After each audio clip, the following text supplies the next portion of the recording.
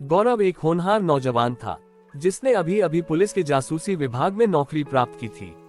बहुत ही कम नौजवान ऐसे होते हैं जिन्हें उनके मन के मुताबिक नौकरी मिलती है। गौरव हालांकि वैसे भाग्यशालियों में से एक था जिसने जासूसी की दुनिया में अपना नाम कमाना चाहा और उसे पुलिस के जासूसी विभाग में नौकरी मिल गई थी। अपनी कुछ ही दिनों की नौकरी में इंस्पेक्टर गौरव अपनी अद्भुत मानसिक क्षमता और बेमिसाल शारीरिक शक्ति की वजह से विभाग में अपनी उपस्थिति दर्ज करवाने में कामयाब हो गया था। छोटे मोटे मामले को तो इंस्पेक्टर गौरव चुटकी बजाते ही निदान कर देता था। अब वो कुछ ऐसे उलझे हुए मामले की तलाश में था जिसके निदान ढूंढते हुए वह अपने अद्वितीय मानसिक क्षमता का प्रदर्शन कर सके। इंस्पेक्टर गौरव की तलाश अंततः खत्म हुई और वह एक विचित्र परंतु भयानक घटना से रूबरू हुआ और उस घटना के अनुसंधान में लग गया। मई का तपता हुआ दिन था। इंस्पेक्टर गौरव अपने कार्यालय में बैठा उस विचित्र मामले पर सोच रहा था।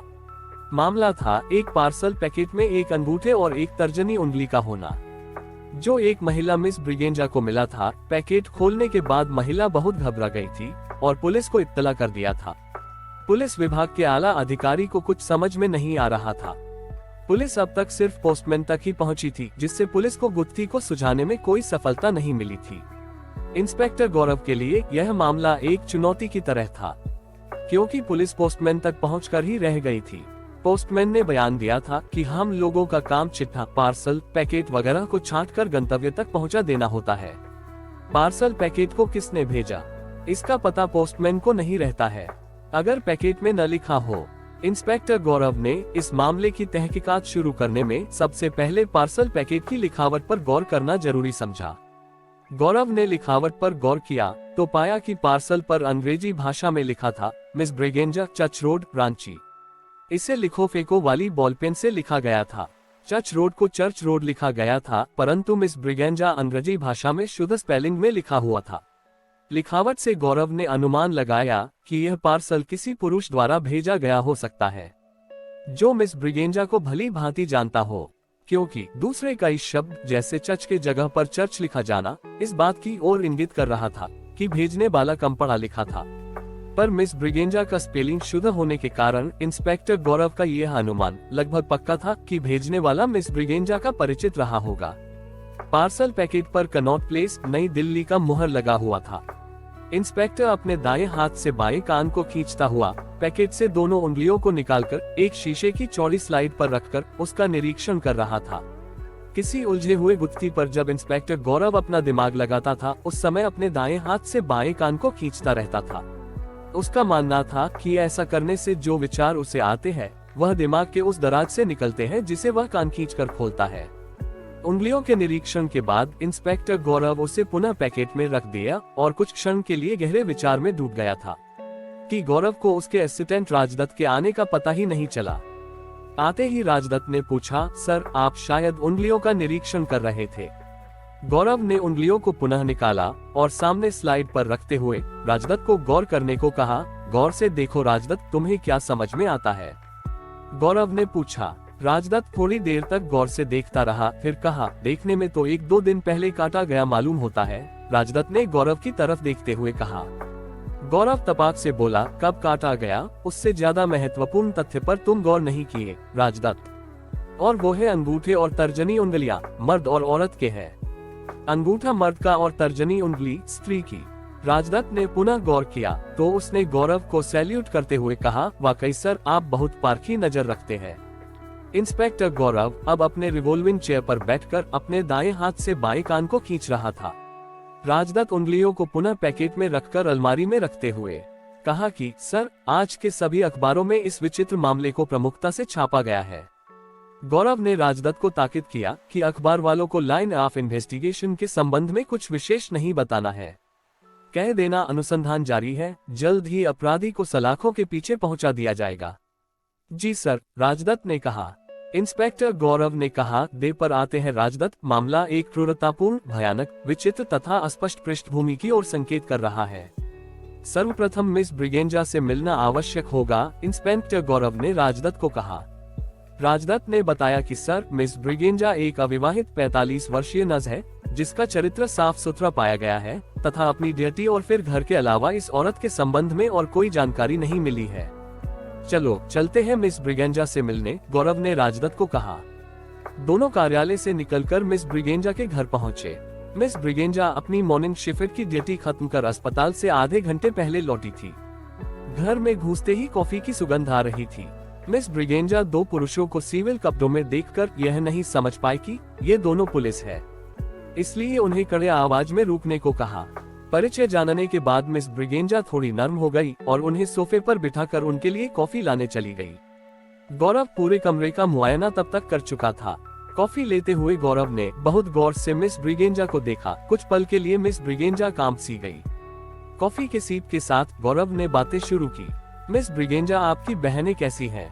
गौरव ने पूछा। मिस ब्रिगेंजा स्तब्ध रह गई। उसने उत्तर देने के बजाय गौरव से प्रश्न किया, आप कैसे जानते हैं कि मेरी कोई बहन भी है? गौरव बोला, सामने टेबल पर रखी तस्वीर में आप बीच में है और आपके आजू बाजू और पीछे 3 और महिलाएं, बल्कि यूँ कहें कि लड़कियां नजर आ रही है। उम्र के लिहाज से मैंने अंदाजा लगाया कि वे तीनों आपकी बहनें ही होंगी। मिस ब्रिगेंजा ने गौरव से प्रभावित होते हुए कहा कि आप निरीक्षण में माहिर लगते हैं। यह मेरा पेशा है, गौरव ने कहा। अभी आपकी बहनें कहाँ हैं? गौरव ने पूछा।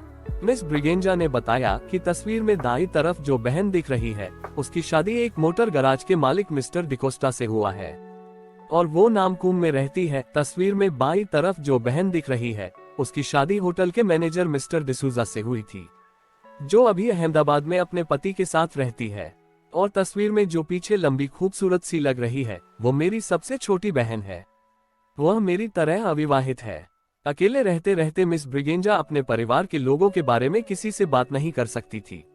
आज जब अपने परिवार के सदस्यों को याद कर रही है, तो मिस ब्रिगेंजा काफी उत्साहित लगी रही थी।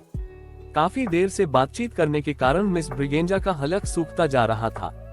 उसने गौरव और राजदत्त से पूछा कि क्या आप लोग एक एक कप और कॉफी लेना पसंद करेंगे?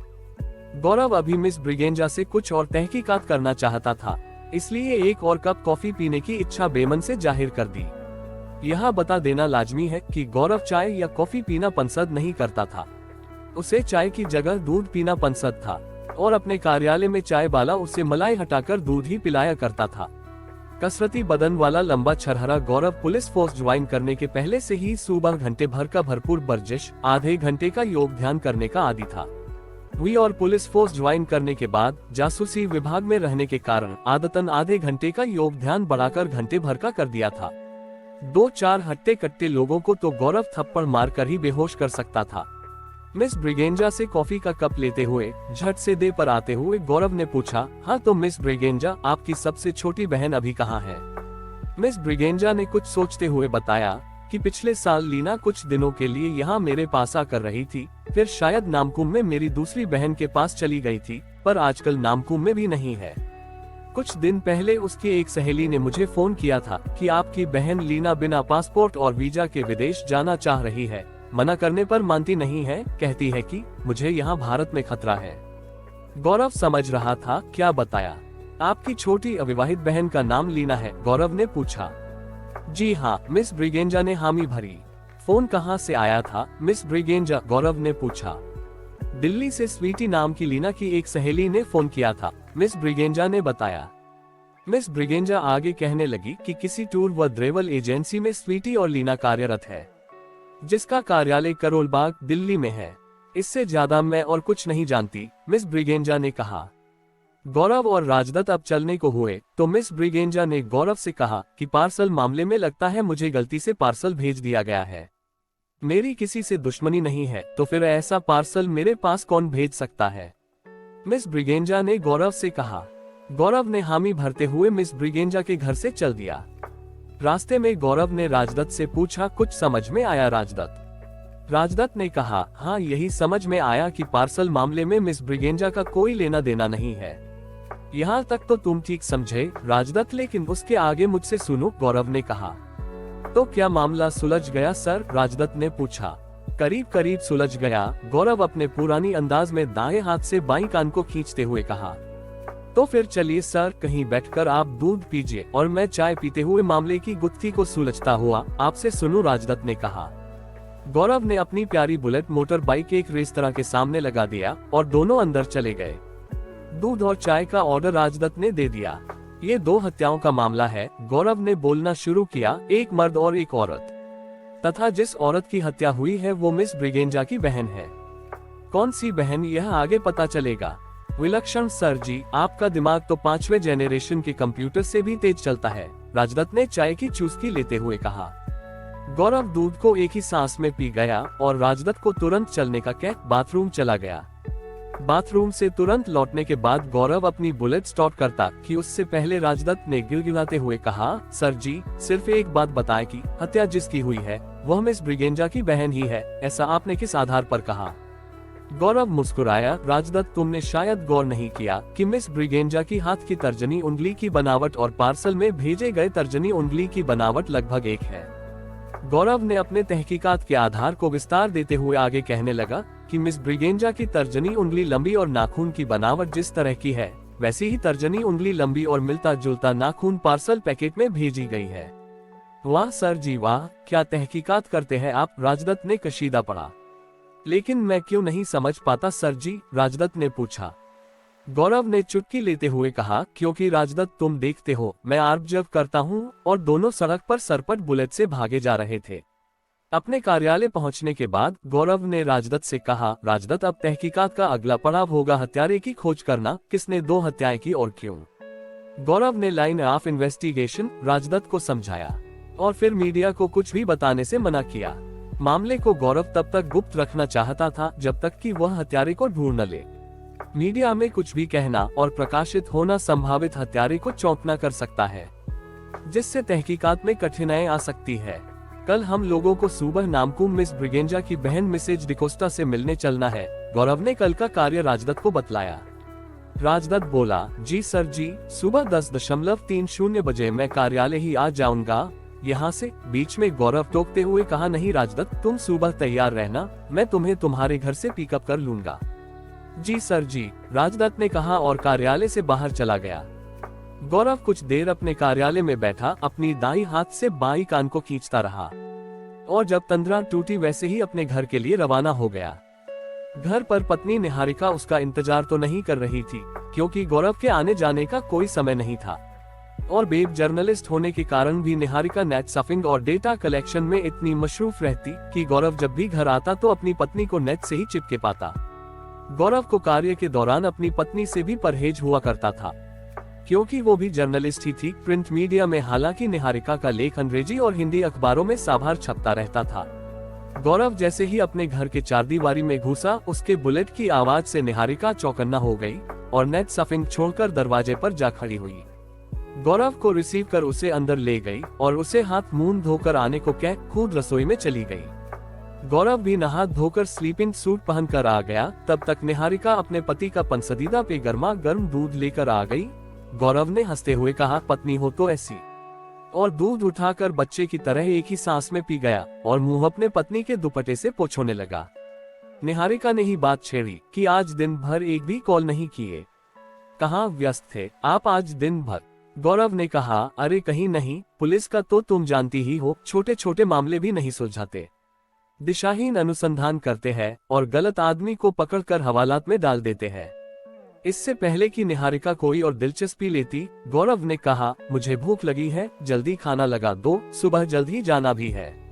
निहारिका कुछ देर और बातचीत करना चाहती थी, लेकिन गौरव के उतवालेपन को देखकर रसोई चली गई और चंद मिनटों में गर्मागर्म खाना डाइनिंग टेबल पर लगा दी। गौरव और निहारिका प्रेम से खाना खाने के बाद अपने बेडरूम में चले गए। गौरव अपनी आदत के अनुसार होबना स्पेनिश गिटार निकालकर ट्यून करने लगा।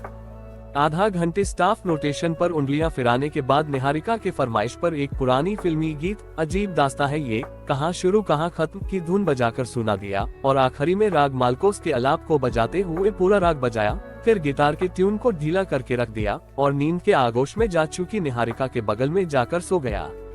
सुबह जल्दी ही तैयार होने के लिए वर्जिश और योग ध्यान कर 7 बजे सुबह डाइनिंग टेबल पर नाश्ते के लिए आ बैठा। सब्जी और फल को नाश्ते में लेने के बाद करीबन 8:30 बजे एक गिलास ताज़ा दूध पी चुका था गौरव। अब उसके बदन में स्फूर्ति आ गई थी। कपड़े बदल कर बुलेट साफ करते श्यामू को कहा कि गराज में मोबिल रखा है, उसे बुलेट में डाल दे। थोड़ी देर में श्यामू बुलेट में मोबिल डालकर धो पोंछकर पोर्टिको में लाकर खड़ा कर दिया। निहारिका भी साथ निकली थी गौरव को सी ऑफ करने। गौरव बुलेट स्टार्ट कर अपने गॉगल्स को लगाया और निकल पड़ा। राजदत्त भी तैयार अपने घर के खिड़की से सेब खाते हुए सर जी का इंतजार कर रहा था। घर के नजदीक बुलेट की आवाज से ही राजदत्त समझ गया और तुरंत बाहर निकला तथा गौरव को सैल्यूट मारते हुए बुलेट पर जा बैठा। नामकुम पहुंचने के बाद मिस्टर डिकोस्टा के गैराज को खोजने में कोई दिक्कत नहीं हुई। गैरेज में पता चला कि डिकोस्टा अभी तक गैराज नहीं आए हैं क्योंकि उनकी पत्नी घर पर बीमार है। गौरव तुरंत मिस्टर डिकोस्टा के घर की तरफ चल पड़ा। घर पर डिकोस्टा एक डॉक्टर के साथ बैठे अपनी पत्नी के बीमारी के संबंध में चर्चा कर रहे थे। घर के सामने बुलेट रुकते देख मिस्टर डिकोस्टा बाहर निकले और गौरव के परिचय जानने के बाद उन्हें अंदर ले गए। डॉक्टर नमस्ते कर चलने को खड़े हो गए। मिस्टर डिकोस्टा डॉक्टर को बाहर तक छोड़ आए। गौरव ने मिस्टर डिकोस्टा के अंदर आते ही पूछा, आपकी पत्नी कब से बीमार है? मिस्टर डिकोस्टा ने गौरव से पूछा कि किस सिलसिले में आप मुझसे मिलने आए हैं। गौरव ने बिना लाग लपेट के बताया कि चर्च रोड में आपकी पत्नी की बहन मिस ब्रिगेंजा के यहाँ 3 दिन पहले एक पार्सल पैकेट आया था जिसमें 2 उंगलियां बंद थी। उसी सिलसिले में मैं आपसे चंद सवालात करूंगा। मिस्टर डिकोस्टा सहर्ष तैयार हो गए और बताया कि 4 दिन पहले से मेरी पत्नी की तबीयत खराब हो गई है। डॉक्टर का क्या कहना है? गौरव ने पूछा। मिस्टर डिकोस्टा ने बताया कि डॉक्टर का कहना है कि मलेरिया का ज्वर है। मलेरिया टेस्ट करवाने के बाद ही आगे दवाइयां तय की जा सकती है। मिस्टर डिकोस्टा दरअसल झूठ बोल रहे थे कि मलेरिया ज्वर है। डॉक्टर ने कहा था कि मिसेज डिकोस्टा को किसी घटना या दुर्घटना का सदमा लगा है जो काफी गंभीर है। गौरव मिसेज डिकोस्टा से मिलने की इच्छा जाहिर किया, परंतु मिस्टर डिकोस्टा ने ये कहकर कि डॉक्टर ने मिसेज डिकोस्टा से किसी को मिलने से मना किया है, मिलने की बात को टाल गए। गौरव अपने दाएं हाथ से बाएं कान को खींचा ही था कि उसे वहां से तुरंत चलने का संकेत उसके दिमाग ने दिया। गौरव राजदत्त को चलने का इशारा करते हुए मिस्टर डिकोस्टा से हाथ मिलाते हुए फिर से मिलने की बात कही और बुलेट स्टार्ट कर दिया। रास्ते में गौरव कुछ सोचता जा रहा था कि राजदत्त ने गौरव का ध्यान भंग करते हुए पूछा, सर जी यह मिस्टर डिकोस्टा का इस मामले में कुछ लेना देना नहीं लगता है। गौरव ने कुछ नहीं कहा और बुलेट को मिस्टर डिकोस्टा के मोटर गैराज के सामने रोका और राजदत्त को बोला कि अंदर जाकर उस मैकेनिक को साथ चलने को कहो जिसने हम लोगों को बतलाया था कि मिस्टर डिकोस्टा की पत्नी की तबीयत खराब है। राजदत्त जल्दी से अंदर गैराज में गया और देबू नाम के उस मैकेनिक को पकड़कर सर जी के पास ले आया। गौरव ने देबू से कहा, आओ थोड़ी दूर घूम कर आते हैं, और उसे राजदत्त ठेलते हुए बुलेट के बीच में बिठा लिया। थोड़ी दूर जाने के बाद एक लान होटल के सामने गौरव ने बुलेट रोकी। दोपहर का समय था, धूप तेज थी, गर्मी अपने चरम पर थी। पेड़ के नीचे छांव देखकर गौरव देबू मैकेनिक को लेकर खटिया पर जा बैठा और राजदत्त 3 ग्लास लस्सी का ऑर्डर देकर खटिया के नजदीक पहुंच गया। गौरव ने देबू से पूछा कि देखो मैं तुम्हें यहाँ इसलिए लाया हूँ कि मुझे तुम्हारे मालिक के संबंध में कुछ जानकारियाँ लेनी है। अगर तुम बता देते हो तो ठीक है, वरन मैं तुम्हें हवालात भी ले जा सकता हूँ। देबू हवालात के नाम से भयभीत सा हो गया और बोला, साहब मेरे छोटे छोटे बाल बच्चे हैं, मुझे हवालात में मत डालिए, मैं सब कुछ आपको बता दूंगा। गौरव बोला, जल्दी बताओ कि तुम्हारा मालिक मिस्टर डिकोस्टा किस तरह का आदमी है और उसे अपनी पत्नी के अलावा किसी और औरत के साथ तुमने कभी उसे देखा है या नहीं? देबू ने डर से कहा, साहब मेरा मालिक वैसे तो सिर्फ काम से ही मतलब रखता है, लेकिन उसे गुस्सा बहुत आता है और वह रोज रात को शराब जरूर पीता है। कुछ महीने पहले तक मिसेज डिकोस्टा की छोटी बहन जिसका नाम लीना मेम साहब था, यही अपनी बहन के साथ रहती थी। मिस्टर डिकोस्टा लीना मेम साहब के साथ घूमने जाते थे और रात को शराब पीने के बाद मिस्टर और मिसेज डिकोस्टा के बीच अक्सर लड़ाइयाँ होती रहती थी। मैं जब रात को गैराज की चाबी लेने जाता था, गौरव बीच में ही टोकते हुए पूछा, रात को गैराज की चाबी लेने क्यों जाते थे तुम? देबू ने कहा, मैं रोज रात को गैराज में ही सोता हूँ, इमरजेंसी में रात को सेवा भी देता हूँ गाड़ियों के पैसेंजर को, 2 पैसे ज्यादा मिल जाते हैं साहब। अच्छा, गौरव ने कहा, तो तुमने क्या सुना था मिस्टर और मिसेज डिकोस्टा जब लड़ रहे थे? देबू ने याद करते हुए कहा कि मिस्टर डिकोस्टा कह रहे थे कि दिल्ली से जो जोजेफ लीना से मिलने आता है उसकी तरफ तुम्हारा झुकाव कुछ ज्यादा ही मैं देख रहा हूँ। जोजेफ को यहाँ आने से रोको, नहीं तो वो किसी दिन मेरे गुस्से का शिकार हो जाएगा। मिसेज डिकोस्टा ने तब क्या कहा? गौरव ने पूछा। देबू बताना शुरू किया कि मिसेज डिकोस्टा कह रही थी कि जोजेफ से लीना शादी करने वाली है। मेरा बस जोजेफ से इतना ही रिश्ता है कि उससे मेरी बहन ब्याह करना चाहती है, उसके तरफ मेरा कोई झुकाव नहीं है। राजदत्त बीच में टोकते हुए कहा, सर जी लस्सी आ गई है, कृपया पीने का कष्ट करें। गौरव अपने हाथ में लस्सी का ग्लास देबू को देते हुए उसे पीने को कहा। देबू जल्दी जल्दी लस्सी गटकने लगा। जैसे ही लस्सी खत्म हुई, गौरव ने कहा, बस आखिरी सवाल, क्या रात में मिस्टर और मिसेज डिकोस्टा के लड़ाई झगड़े में तुमने कभी लीना की आवाज सुनी थी? देबू ने कहा, नहीं। राजदत्त, अब समय हो गया है इसे वापस गैराज पहुंचाने का, और गौरव बुलेट में जा बैठा। चंद मिनटों में देबू अपने गैराज में था। गौरव और राजदत्त शाम होने से पहले ही कार्यालय लौट गए थे। गौरव अपने रिवॉल्विंग चेयर पर बैठा दाईं हाथ से बाएं कान को हौले हौले खींच रहा था। राजदत्त ने पूछा, क्या बात है सर जी, आप कुछ परेशान लग रहे हैं। गौरव ने कुछ अनोखे अंदाज में मुस्कुराते हुए कुर्सी से उठा और यह कहते हुए कि मामला सुलझ चुका है। राजदत्त स्तब्ध था। वो कैसे सर जी? राजदत्त ने पूछा। गौरव बोला, उंगलियां जोजेफ और लीना की है। उन दोनों को मिस्टर डिकोस्टा ने मारकर लाशों को कहीं दफना दिया और पार्सल पैकेट मिस ब्रिगेंजा के यहाँ उंगलियां सहित भेज दिया। गौरव के साथ रहते रहते राजदत्त भी अब कुछ समझने लगा था। उसने तुरंत पूछा, लेकिन सर जी पैकेट मिस ब्रिगेंजा को क्यों भेज दिया? वो भी क्या इस मामले में सम्मिलित है? गौरव मुस्कुराया, बहुत खूब राजदत्त, अब तुम भी तहकीकात के तराकों पर गौर करना सीखते जा रहे हो। दरअसल, गौरव ने कहा, अब सिर्फ यही पता लगाना बाकी रह गया है, राजदत्त की पैकेट मिस ब्रिगेंजा को क्यों भेजा गया। कल मामले के इस पेचीदगी को मैं सुलझा दूंगा और मामला समाप्त। गौरव ने बुलेट को किक मारते हुए राजदत्त को कहा और अपनी पत्नी निहारिका के बारे में सोचता हुआ घर की तरफ बुलेट दौड़ा दिया। घर पर पत्नी के साथ समय बिताते हुए भी गौरव कई बार अपने दाईं हाथ से बाईं कान को खींचता रहा। कई बार तो उसकी पत्नी ने हाथ उसके कान से अलग की।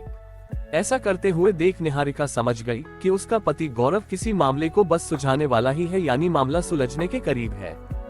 गौरव खाना खा चुका था। अपने बेडरूम में जाने के बाद उसने अपनी स्पेनिश गिटार को निकालकर ट्यून करने लगा और आज वह स्टाफ नोटेशन पर रियाज करने के बजाय सैडोज की धुन बजाने लगा, जो निहारिका को भी बहुत पसंद था।